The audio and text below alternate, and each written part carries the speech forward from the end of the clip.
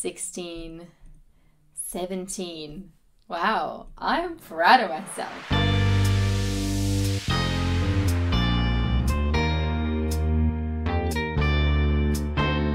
I went to see 17 shows this year so far. Since we are midway through 2023, I wanted to do a bit of a recap and really share with you some of the shows that you might be able still to see and that are really good and that made a huge impression on me. So I'm gonna list 5 that I loved and that you're still able to see if you are in London or in New York, because spoiler alert, there is one Broadway show that I've included because it blew my mind. Let's start with my favorite show of this year, and that is Guys and Dolls. I'm sure if you are subscribed on my channel, please do that now.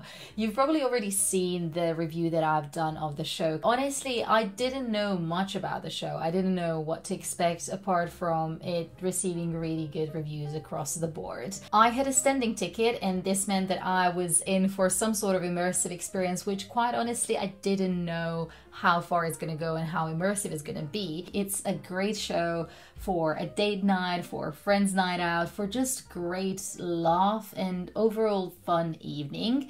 And I couldn't recommend it more. I have shared more impressions straight after the show in this video, so do check it out if you want more detailed impressions about the show and also a tour of the theater. You can see Guys and Dolls until the end of February 2024, so no rush whenever you see this video, but I highly recommend it to go and see it because tickets are as low as £22, and I think it's a steal to go and see such a great show at such a low price. My second recommendation goes to the show The Crucible by Arthur Miller. This is one of the classic plays. The reason why I'm recommending it is because I know that some people don't like musicals and are always on the lookout for interesting plays to see. This play is produced by the National Theatre, and it was originally at the National Theatre first and now is on the West End, and it extended its run, which means that is good. And then there's quite a lot of demand to see it. This time it's also popular because Millie Alcock, who played Princess Rhaenyra in The House of Dragon, is part of the cast. So if you're a big fan of Game of Thrones, you might want to go and see her there. She's brilliant in the play. It is a dark play and it has a slightly slower pace. So I think if you're into more serious shows, you will enjoy this one, and generally it is impressive to see it because there's this rain curtain in front that as soon as you enter the theater there's something very cold and gloomy and haunting that happens, which sets the scene very well for the play. Crucible is on until the end of September 2023, so now is your time to go and see it. My third recommendation goes to everyone who is heading to New York and you have to go and check out this show on Broadway, and that is Sweeney Todd.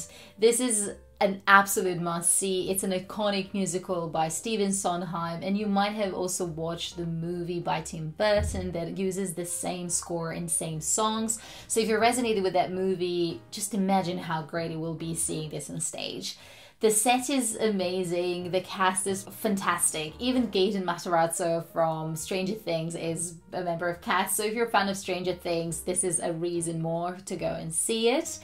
I loved every second of it. Actors did this show justice. They are really bringing it to life in the best possible way, with humorous scenes where there need to be humorous scenes, and then really spooky and creepy and bloody ones when, you know, there's a horror and terror of Sweeney Todd that needs to be showcased. One thing to say is that tickets on Broadway are more expensive than tickets in London, so if you're heading over there, definitely book in advance, try and find the best deal. I managed to find a deal on the same day, but this is still a $100 ticket, so I couldn't find anything cheaper, to be quite honest. So if you're planning to go to New York and see a show, make sure to put aside a bigger budget than you would if you're coming to London. I put all the differences that I managed to spot between Broadway and the West End in this video, so go and check it out if you're more interested into figuring out how to navigate Broadway scene.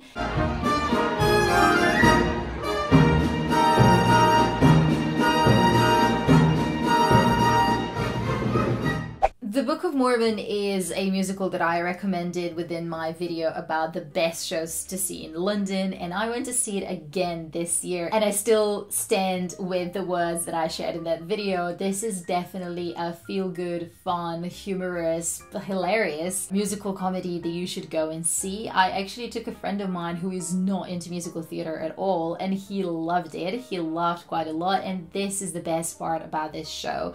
I feel that sometimes people are very divided if they like musicals or not, and I think if you say to them, oh, I'm going to take you to a musical, they're like, oh, I'm not really sure that I want that, and that's my cup of tea. When it comes to Book of Mormon, I think it's everyone's cup of tea because it's so fun, and just the way that they discuss things that are pretty serious are very sarcastic. It is created by the same guys who wrote South Park, and if that is an indication of what you might like, then The Book of Mormon is a show that you must go and see. My last recommendation goes to the show that I went to see for the second time this year. And I'm sure that you might be thinking, you live in London, why do you go and see shows twice? Well, because they're so good, and some shows are really worth seeing twice, and I'm gonna keep recommending them until you go and see them. And if you watch some of my other recommendation videos, then you probably know which shows I'm talking about, and that is Cabaret. Cabaret is one of those shows that once in a lifetime there's a revival that everyone is gonna talk about for years to come, and the current London revival on the West End is that.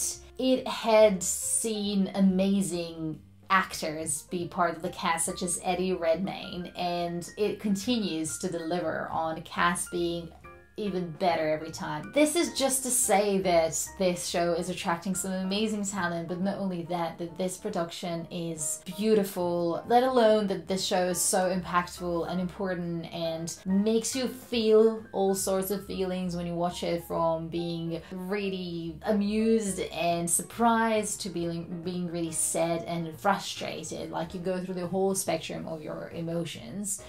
The stage is incredible. The whole theater has been refurbished for this project, so it is one of those shows that you really have to go and see. Luckily, the show is not going anywhere for foreseeable. I believe you can book tickets until the end of February 2024.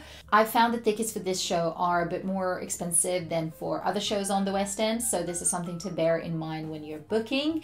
But generally, it is worth it. It's never easy to do these kinds of videos because I do go and see quite a lot of shows, and I would love to share all of them with you and recommend all of them to you. But the tricky part is that some of them are in London for a short amount of time, and this is the reason why I really try to put together a list of the shows that you can still see even until the end of the year, bar Crucible, because you need to see that until September. But let me know if you've seen any shows this year that made a great impression on you, and if you're looking for more inspiration around which shows to see in London, I have this video that talks about best shows in London to see, and this one that talks about the best shows for a date night. So hopefully these can help you, and if you like this video, give it a thumbs up and subscribe to my channel.